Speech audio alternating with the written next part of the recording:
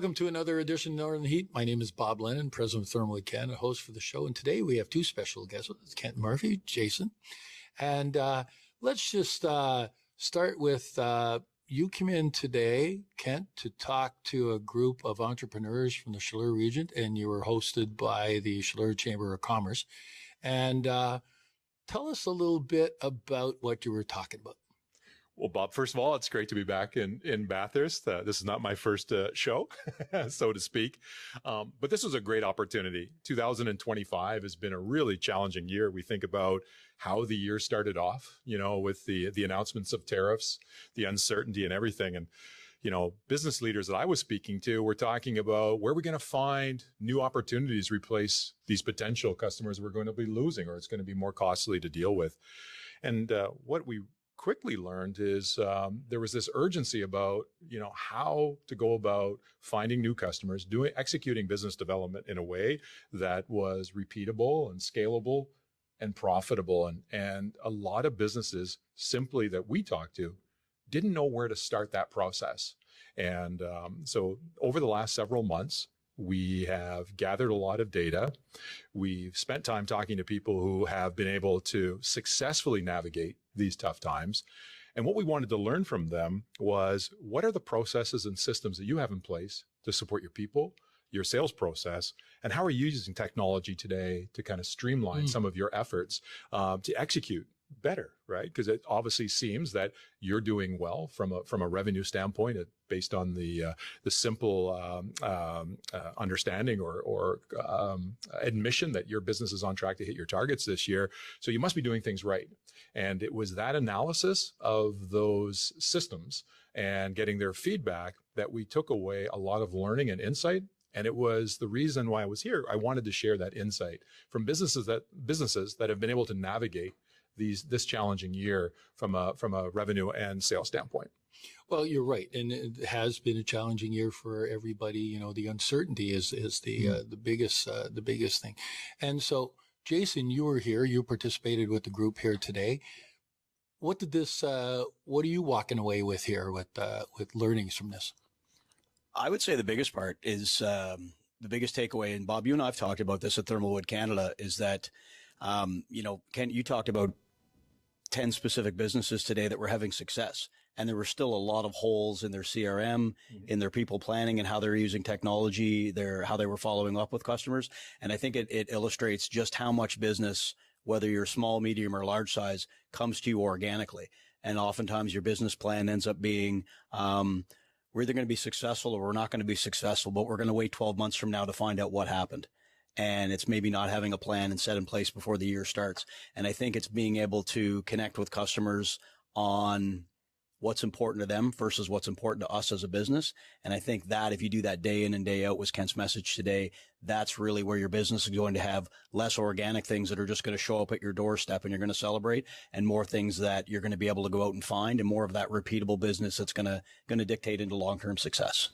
For sure. That's great. Well, Ken, I know that one of the points that you made through your presentation today was the fact of, if you just went back and looked at your 20 or 25 biggest customers and you started asking them specific questions, that there was an opportunity there to go gain another 20% sales. You want to just talk about that again? Because that was one of the things I got left with today. And I'm going, that makes a lot of sense, right? Well, one of the points that became very clear in our region, not a lot of organizations have what I would refer to as like a customer success strategy, where they would have a team of account managers in place that are focused on their key accounts. As we all know, people who've already bought from us, it's easier to sell more to them than a brand new logo, for example.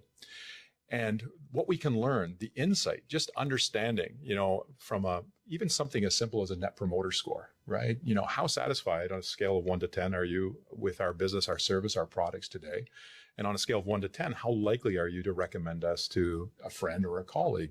Just kind of getting that insight from our customers identifies areas where we can improve. And most importantly, improve the whole buyer journey. Sometimes we're so focused on getting the product out the door, we never stop to think about what was our buyer's experience from the first time they reached out to us till we had that first meeting. Maybe we sent some demo sample products along. We did a demo for them and so forth. But we never stopped to think about that process suits us, right? That's what we've been doing for 10 or 15 years. Yeah. But what did our buyer really experience through that process? What we can learn from our buyers about our process, our products, our people. Because again, if we identify who our key accounts are, those relationships going forward can be converted into more revenue as you're creating new innovative products to add to your list of products you have today or new services. Your existing key accounts are going to be the early adopters. They become your social proof as well, because your future customers are going to look a lot like your existing customers.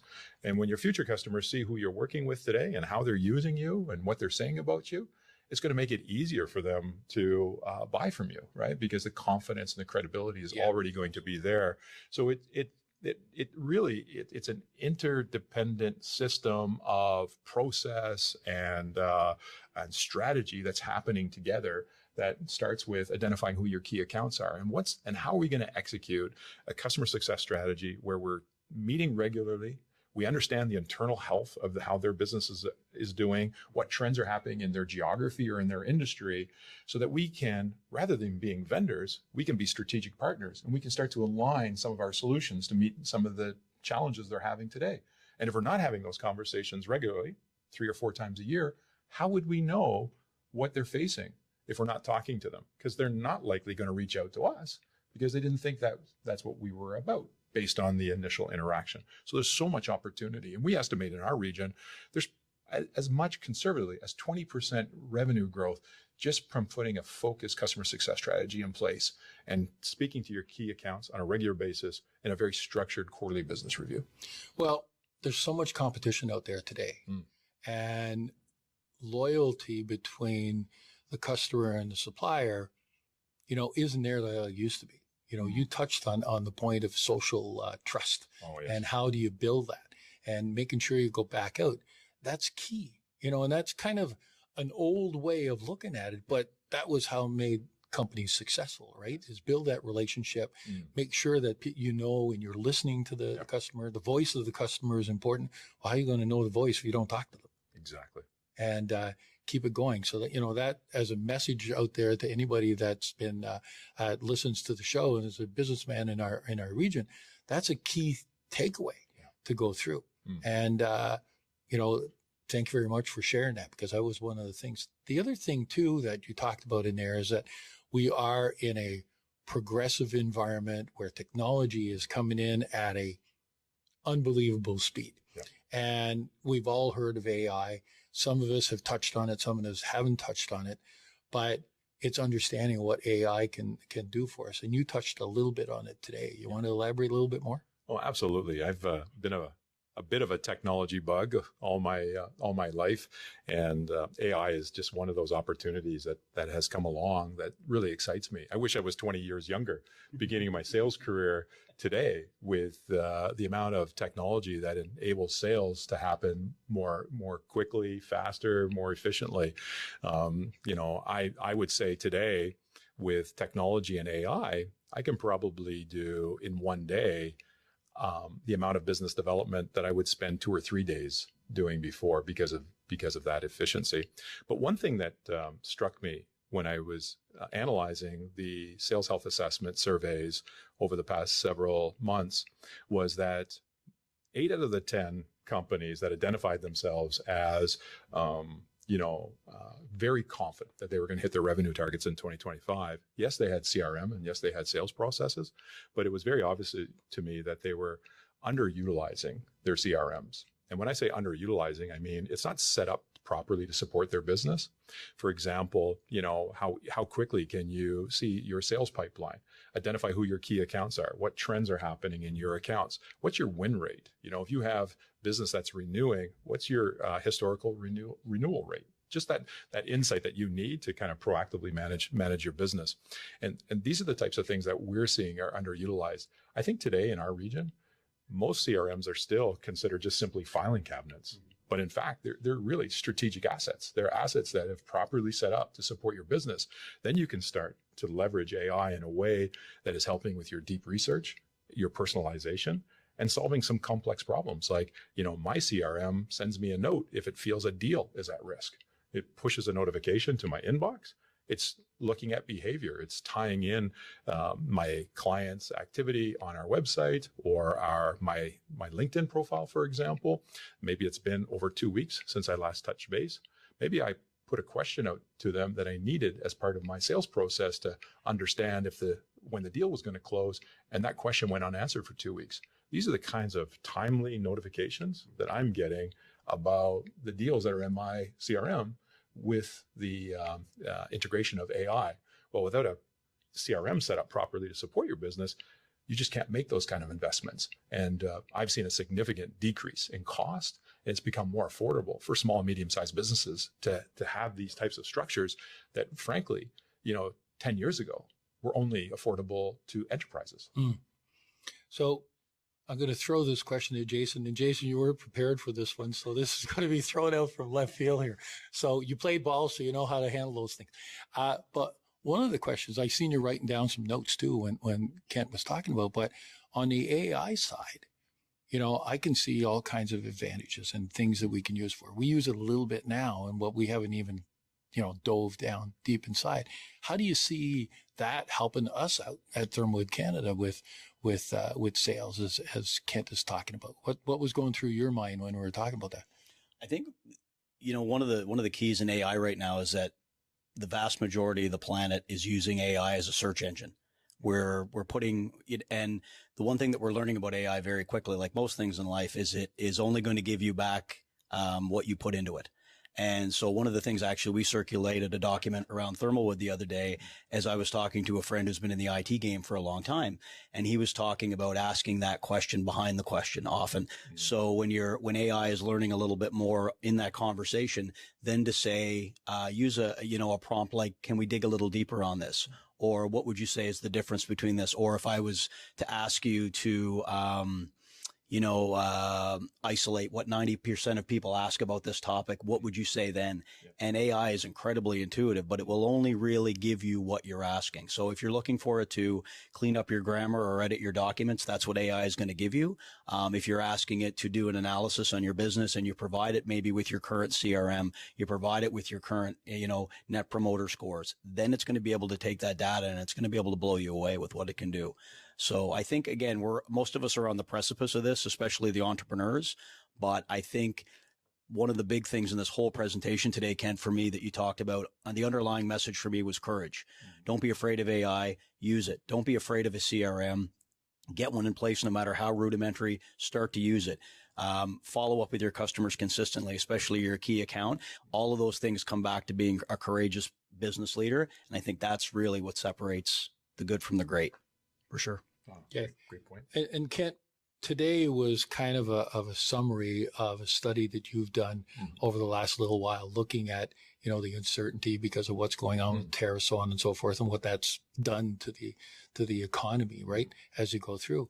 But you go beyond that. I heard you kind of mention to somebody that you do some workshops on AI and stuff like that. So that's things that you're working on also. What else could we expect from getting from, and again, one of the key things, and I mentioned that a while ago, is that you're based in Fredericton in New Brunswick. So we have the expertise here in our province. We don't have to go outside. That's right.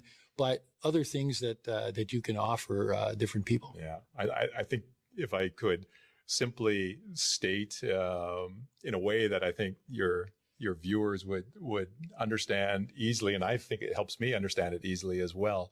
We help companies stop winging it in sales, because sales has been one of those things that people just wing it, right?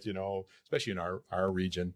And so how we help is we can help build killer teams, right? Make sure you have the right people in the right position and give them the skills that they need to succeed. Especially as it's tailored to your business and specifically your buyers. And then we also, some organizations, I think there was a lot of confession here today, have messy processes. And we can help re-engineer those processes in a way that we think is, the best practices that we have come to know and see around us. And we actually make the CRM work for them. more effectively. And that's what we want to do. So whether it's, helping an organization validate their go-to-market strategy, understand who their ideal customer is, and just understand what that serviceable, obtainable market is, and the contact acquisition to get those suspects, prospects into their database so they can begin their outreach, the process of sales, the basics of sales, and understanding what the importance of a sales process and what each stage in the sales process means, and the strategies and how to move those deals from a first touch to a signed contract or a purchase order, all the way to helping set up. Ultimately, I say, every business, the desired state is to have a CRM that's set up to support their business properly. That's the desired state. So how do we get there? What's the current state? What's the desired state? How are you going to measure success? What are the things that are important in your organization that you want to have visibility? And how do we create a process in your CRM, a sales process that maps to your buyer process? Because when you map your sales process to your buyer's process, it just makes the whole sales process more streamlined. And then the skills and the training around that to make sure that it's, actually happening in your organization. There's training involved, there's change management that's involved, and there's certainly alignment of people to leadership and goals as well. So we can help in all of those areas. And again, it's kind of meeting the customer where they are because, or our client that is today. And when I say that, I mean, I only can imagine how overwhelming this must seem. With the sales health assessment, it's a simple document that we've created, a survey to help us and the business founder or business owner analyze the health of their organization as it relates to the foundations of sales. And it's broken down into people components, process components, and technology and everything. And certain questions are weighted more, have more weight than other questions. But at the end of it, we want to understand those 7 core critical components of a healthy sales foundation and the components that are supporting that. And when we have a measurement of that, now we can step back and say, okay, here's your strengths and weaknesses, but let's focus on your weaknesses right now. If you wanted to be here in 6 months, this is what we would recommend in the next 30 days we focus on. And when we do that, then we can progress to the next thing on that list of items. So that geometric progression, right? That idea that, what's that first thing we can do right now that has a high impact and is easy to execute. But once we know that is completed, then we can move on to the next thing. And that domino is a little bit bigger. And we knock that domino over. And the next domino is a little bit bigger than that. And by the time that 2-inch domino, that first action item on that list of things we want to do over the next 3 to 6 months, well, that 2-inch domino down that table, that last domino is probably 4 feet tall because we know geometric progression, right? And that's how we see our contribution is sales success is sequential. And you have to know where to start. And we believe the sales health assessment is a great place for organizations to start.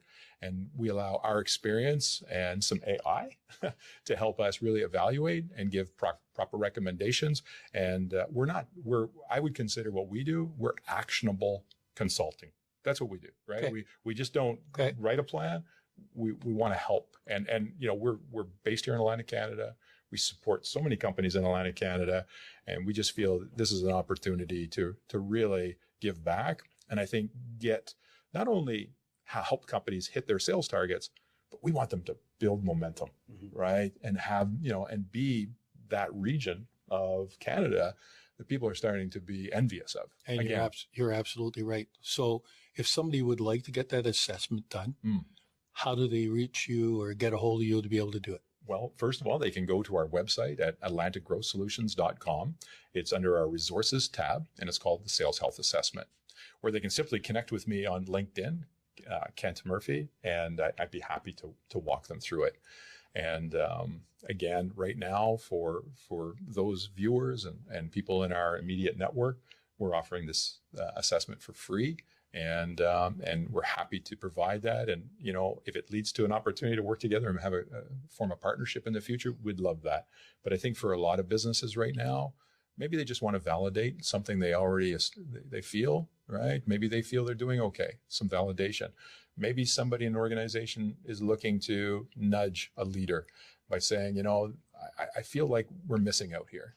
This is an opportunity to kind of identify and maybe have some suggested mitigation and a plan towards, what to do next in their organization to get them to the next level. Well, listen, we could keep on talking about this all day long, but we got to keep these short anyways. Yes. But one of the things, thank you very much for coming here today. I also want to thank the Chaleur Chamber of Commerce for putting this together. The whole thing is that there's a lot of entrepreneurs that can take advantage of this. That's what the chamber does, is that bring people like you this expertise to be able to help them out. The issue that we have is that a lot of people don't take advantage of it. This room today should have been packed to the walls, and listening to what you had to say. Everybody that was here, I am sure, left with some knowledge. And if we all come in here with an open mind and saying, our business is doing well, but maybe it could do a lot better, and be open-minded and learning and seeing what's there. I think that you can't afford not to go and call you up for this assessment. Seriously. Yeah. I think that it's one of those things that if we pay attention to these little indicators is going to help everybody out. And again, thank you very much for coming today. And Jason too, thank you for giving your insight. Thank you. And I'll drive you back. We'll talk some more afterwards anyways. But appreciate it, both of you for setting in on this. Well, my pleasure, Bob. And again, thank you for facilitating this today. And Jason, it was wonderful to meet you, and good luck in your role. And I'm rooting for you guys. Thank you very much. And there we have it. Another edition of Northern Heat for this week, the place you come to listen to those stories that haven't been discovered yet.